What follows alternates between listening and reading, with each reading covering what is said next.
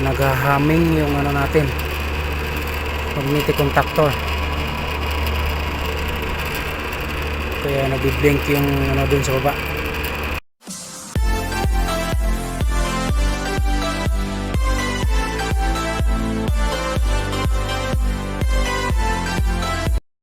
Ito yung i-check natin guys, nagbi-blink na thermostat control ng aircon or package aircon unit.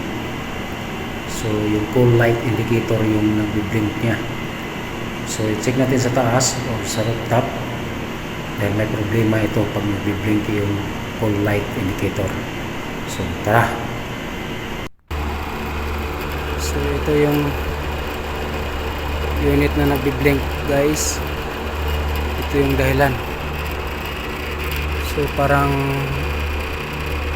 naghahaming yung ano natin, magnetic contactor, kaya nagbi-blink yung ano dun sa baba, thermostat. So i-check mo natin yung voltage ng 24, bakit hindi siya nag-contact, baka nag low voltage.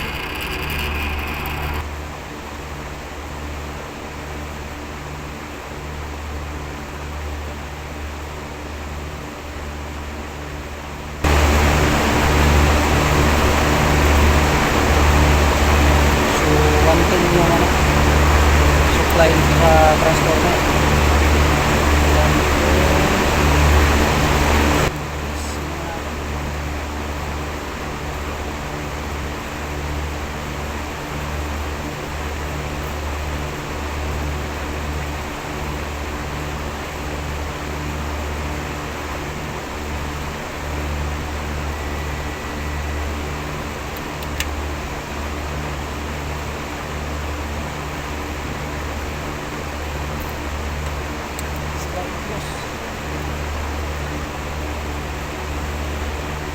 So itong fuse ang bumigay guys, kaya naghahangin yung ano, magnetic contactor ng blower, dahil 110 lang yung pumapasok na supply dito sa line side ng ano, transformer, kaya under voltage yung supply sa out nya, kaya hindi makapag energize yung magnetic contactor dahil nitong fuse 20 ampere bumigay.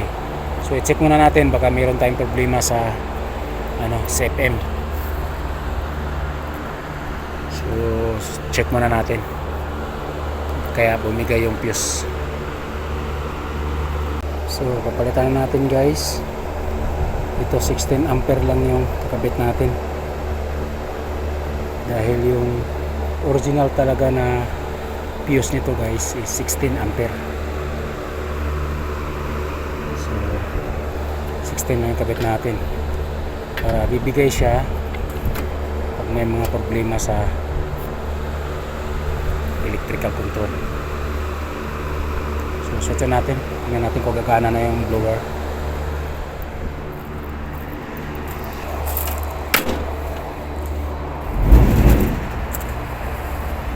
So yan, gumana na. So magano siya, rattle. So papalitan natin tong magnetic contactor ng blower motor guys. Yan, sirang-sira na yung contact point nya. So nagbe-brittle or on and off yung contact nya pag mag-start. So ito yung papalit natin. Hindi rin siya bago, pero temporary. So hindi naman to siya luma, dahil hindi naman to ginagamit dahil sa heater to. Habang wala pa tayong pamalit, wala pa tayong stock sa storeroom. So ito yung papalit natin dyan sa ano, ito. Okay, palitan natin. So napalitan na natin guys. Ito yung pinalitan natin. Ayan, sirang-sira na yung contact point nya. Ayan, 24 volts. So ito yung pinalit natin. Hindi rin siya bago, pero hindi naman to gamit dahil sa heater to. Habang wala pa tayong bagong stock sa storeroom. So yan ang munang ginamit natin. So switch on natin para ma-check natin.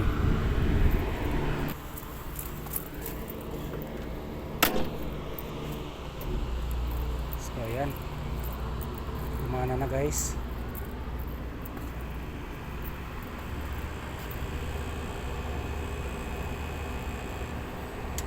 So okay, so ang naging problema guys, grounded yung isang pan motor natin. Yun, ito siya, sira yung winding niya, kaya bumigay yung fuse natin. Nadamay pa itong dahil nga nag low voltage yung supply ng transformer, naghahangin siya hanggang nasira. So nadamay pa to siya. Okay, so yan, tinanggal muna natin yung CFM, tapos isang CFM lang muna paganahin natin para hindi mag-switch off to, hindi tayo magkaroon ng reklamo. Okay, so balik lang muna natin.